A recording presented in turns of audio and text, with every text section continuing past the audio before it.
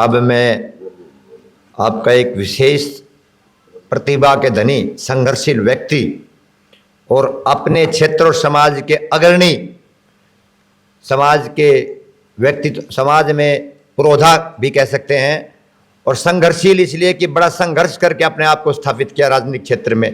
राव नरवीर जी से निवेदन करूंगा कि वो आएँ और अपने विचारों के माध्यम से हमें जागृति की ओर ले जाएं। राव नरवीर सिंह जी, कृपया करके जोरदार तालियों से उनका स्वागत करें।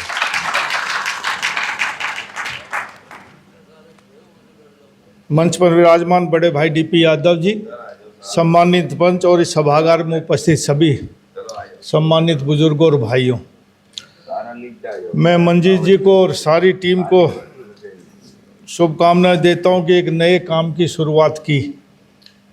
जब मैं आया पौना घंटा पहले तो मुझे पता लगा कि 20 से एक आदमी यहाँ है। आज बड़ा हमारा क्रूशियल टाइम था कि चुनाव प्रचार है हमारे नगर निगम में, और आज आखिरी इतवार है, शुक्रवार को चुनाव प्रचार बंद हो जाएगा। और जो हमारी विधानसभाएं हैं वो तकरीबन ग्रामीण से अब शहरी क्षेत्र हो गया, और कॉलोनियों में लोग इतवार को ही मिलते हैं ज़्यादातर। तो प्रोग्राम बहुत देर रखकर मुख्यमंत्री का भी 3 बजे से रात के 9 बजे तक गुड़गांव जिले में ही प्रोग्राम है, इसलिए मैंने कहा यार मेरी व्यवस्था थोड़ी सी मजबूरी है, मैंने इनको टाइम दे दे जब पहली बार मिले कि मैं आ जाऊंगा। ये नहीं पता था कि चुनाव भी होंगे, चुनाव ये ऐसे टाइम पर आ जाएंगे बीच में। 2-3 बार मिला तो मैंने कहा यार तू एफिडेविट लिखवा के ले ले, मैं आ जाऊंगा। मैंने गुस्से में कहा तो क्यों बार बार तंग करा, मैंने लिखवा दिया, मैं आ जाऊंगा। नौजवान है, नई सोच है और होना भी चाहिए। पिछले दिनों मैं रेवाड़ी गया तो वहाँ एक हमारे कृष्ण धर्मशाला बनाई, यादव धर्मशाला, और मैं मंत्री बनने के बाद पहली बार गया। इस बार जब मंत्री बना तो वहाँ एक्चुअल में इतना इससे बड़ा हॉल है, वो उसमें 400-500 आदमी होंगे।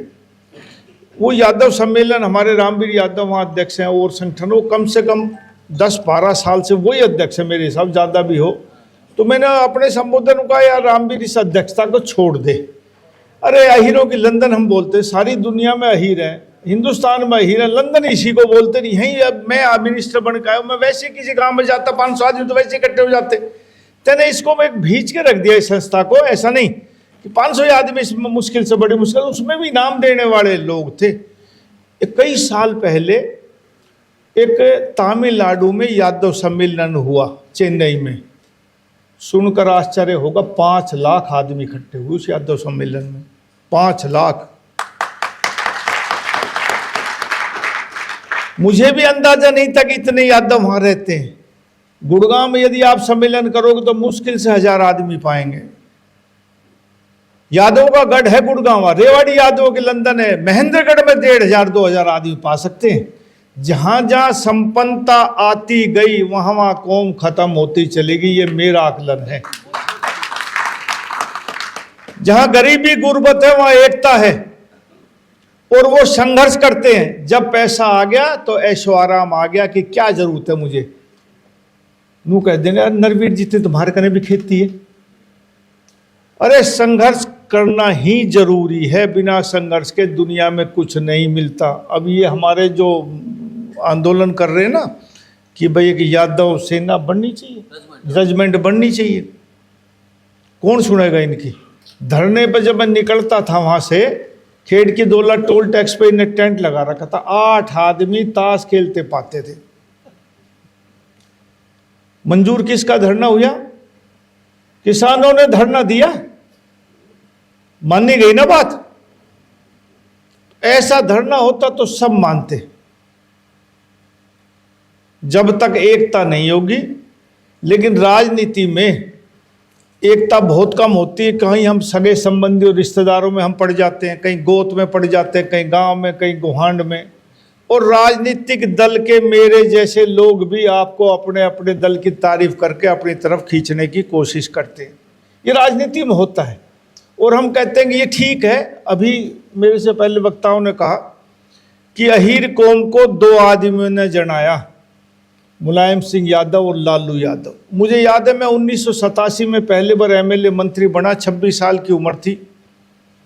मेरा बॉम्बे घूमने का मन किया तो हम बॉम्बे चले गए घूमने के लिए, और वहाँ एक सेंटूर होटल जूहू बीच पे नया खुला था। तो मैं, एक वेद सिंह मलिक हमारे कैलाना हल्के से एमएलए थे, एक देवीदास बीजेपी से एमएलए थे, हमारी कोलिशन की देवीलाल की गवर्नमेंट थी, वो सोनीपत से एमएलए थे। हम तीनों ने वहाँ क्या, मग चलो घूमने चलते हैं, तो हम वहाँ जाके सेंट्रल होटल में निकल गए, सेंट्रल में रुके, शाम को दिन में घूमने निकलते तो जू में तकरीबन फिल्मी हीरो की कोठी है, तो हमने चाव था, नहीं थे यार चलो इससे मिले, तो हम धर्मेंद्र की कोठी पे चले गए पहले दिन, तो धर्मेंद्र साहब थे ही नहीं वहाँ। हम आगे घूम के फिर आगे अगले दिन फिर हम घूमना, हमने जाना कहा, घूम के हमने वो बड़ा सा गेट लग रहा दरवाजा, हमने वो एक सरदार दुनाली बंदूक लिए खड़ा, हमने कहा भाई धर्मेंद्र जी, उन्होंने कहा हाँ साहब रात को 2 बजे ही आए हैं। मैंने कहा यार हम क्या, हरियाणा से 2-3 एमएलए मंत्री आए मिलेंगे। वो 2 मिनट में बाहर आके साहब आ जाओ। हम ड्राइंग रूम में बैठ के गपशप मारी, सो 3 घंटा हमारा समय लिया। वेद सिंह ने बताया जी मैं जाट हूँ, हरियाणा से हूँ, मैं एमएलए हूँ। देवीदास जी ने बताया जी मैं पंजाबी हूँ, मैं सोनीपत से एमएलए हूँ, मेरा वहाँ गुजरात में काम है, ये होता है ना कपड़ों का काम, कौन सी जगह है बड़ी, सूरत में। मैंने कहा साहब मैं यादव हूँ, एमएलए हूँ, मंत्री हूँ। यादव क्या होता है? ये धर्मेंद्र ने मेरे से पूछा, मेरा बड़ा चंबा सा लगा, मैं क्या कहूँ? मैंने कहा जी जैसे जाट हैं ऐसे यादव हुए।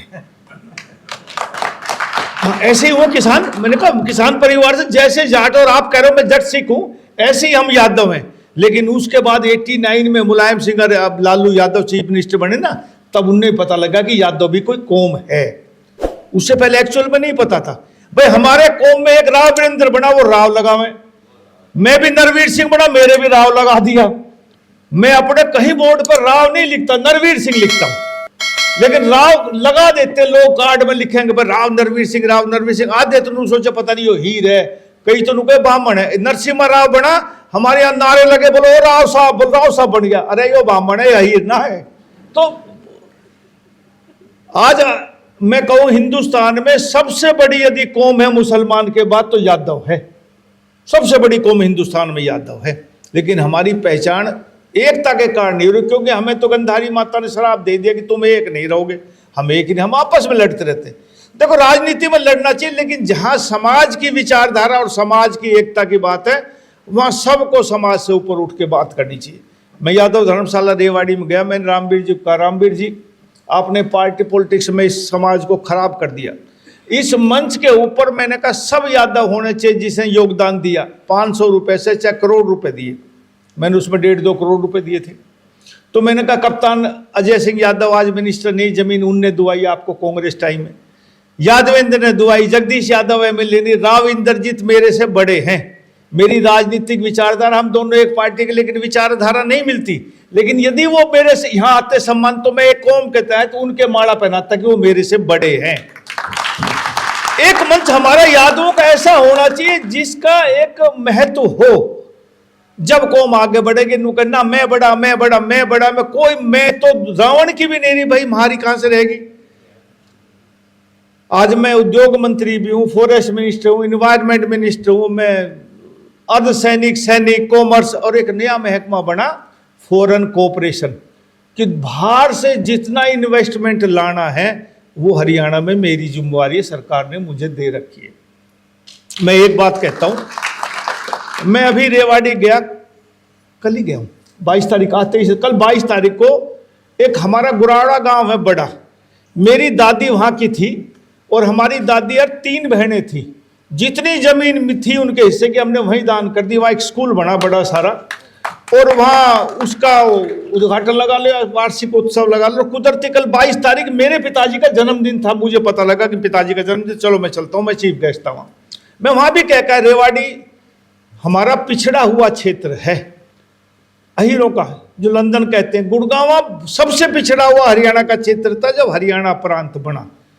गुड़गांव में 1975 में मारुति कंपनी आई, उसके बाद 80 के दशक में रियल एस्टेट में डीएलएफ कंपनी आई। आज हजारों रियल एस्टेट में कंपनी है, लेकिन इन 2 कंपनियों की वजह से छावनी कहलाता था गुड़गांव। जब हम गांव में रहते थे बहरामपुर में, पिताजी मिनिस्टर होते गुड़गांव में, तो हम आया करते तो माँ से कहते कि माँ हम छावनी जा रहे हैं। चाचा लाल सिंह, सब इन बुजुर्गों को जो गुड़गांव गए, कोई गुड़गांव नहीं कहा करते, छावनी कहा करते सब। आहिस्ता आहिस्ता ये 2 फैक्ट्री आने से गुड़गांव बन गया, मिलेनियम सिटी बन गया, साइबर सिटी बन गया, और सरकार ने अब तो नाम इसका गुरुग्राम रख दिया। किस वजह से? कि यहाँ उद्योग आए। एक मारुति फैक्ट्री की वजह से हजारों एंसिलरीज आ गई, छोटी छोटी कंपनियां आ गई, IMT आ गई। मैं कल कह के आया हूं कि एक रेवाड़ी और झज्जर के बीच में पालावास और गुड़ावड़ा के आसपास नरवीर सिंह औद्योगिक मंत्री है, हमारी सरकार ने फैसला किया नई टाउनशिप डेवलप करेंगे 10। उसमें अहिरवाल का नाम ही नहीं, तो मैंने करना पहली बनेगी तो अहिरवाल में बनेगी, रेवाड़ी में बनेगी, मैं मंत्री हूं। उन्होंने कहा आप सरकार से ये कराओ। अरे मैंने कहा सरकार कौन होती, कोई सिंह जमते हैं? अरे मंत्री ही सरकार होता, मैं ही सरकार हूं, मैं करूंगा। पहला इंडस्ट्रियल टाउनशिप हरियाणा में हम बनाएंगे, रेवाड़ी में बनाएंगे। आजकल एनवायरमेंट का जमाना गया ना, लोग जमीन देते और इतना केस हो जाते हैं, ले नहीं पाते। मैंने कहा जमींदारों को हिस्सेदार बनाएंगे फैक्ट्रियों में। जैसे हमारे यहाँ गुड़गांव में या नोएडा में जमीन अखबार होती है, हरियाणा में कहीं भी कोई जमींदार हो तो बिल्डर से कोलैबोरेशन कर लेता है कि भाई मेरी जमीन का इतना बना हुआ बिल्डअप एरिया मैं लूंगा। कोई ले लेता है 30%, कोई 20%, जमीन का ज्यादा से ज्यादा 25% हिस्सा मैं मानता हूं कि उसको मिल जाए। 50-60% कवर्ड एरिया करते, 40% तो इंफ्रास्ट्रक्चर डेवलपमेंट में, कहीं सड़क बनती है, कहीं सीवर बनती, कुछ उसमें खराब हो जाता है। तो मैंने कहा भाई मैं ऐसा एक लाऊंगा कि जिसमें 1200 गज जमीन जमींदारों को दी जाए, 200 गज 1000 गज इंडस्ट्रियल टाउनशिप में और 200 गज रेजिडेंशियल या कॉमर्शियल दी जाए, तो ताकि जमींदार यूं ना कहे मेरी जमीन 2 करोड़ की थी, आपने 50 लाख रुपए दिया। अरे उस प्लॉट की 1200 गज की कीमत भी तो 100 करोड़ होएगी, जब 100 करोड़ का किला है तो उसका हिस्सेदार बनाऊंगा उसका। तो ऐसे टाउनशिप हम डेवलप करेंगे। बहुत से काम है जो करने हमने। लेकिन मैं फिर कहता हूं कि आज हम यादव संसद में आए हैं तो कौम की बात करें। कौम जब उठेगी जब हम आपसी भाईचारा बना करके, राजनीतिक प्रतिद्वंद्विता से ऊपर उठकर जब समाज हित में बात करेंगे, और उसमें फिर राजनीतिक पार्टीबाजी नहीं होनी चाहिए। मैं इस ख्याल का आदमी हूं कि जहां मेरे विरोधी दल का भी आदमी यदि वो जायज बात कर रहा है तो मुझे उसका समर्थन और सहयोग करना चाहिए, वो बिरादरी के तौर पर। राजनीतिक मंच है तो मैं राजनीतिक बात खुल के करूं, अपने अपनी पार्टी के सब लोग करते हैं। आदमी को अपना स्वाभिमान नहीं खोना चाहिए और अभिमान करना नहीं चाहिए। जय हिंद, राम राम। अब मैं मंच से अनुरोध करूंगा कि राव नरवीर सिंह जी को मोमेंटो भेंट कर उनका स्वागत।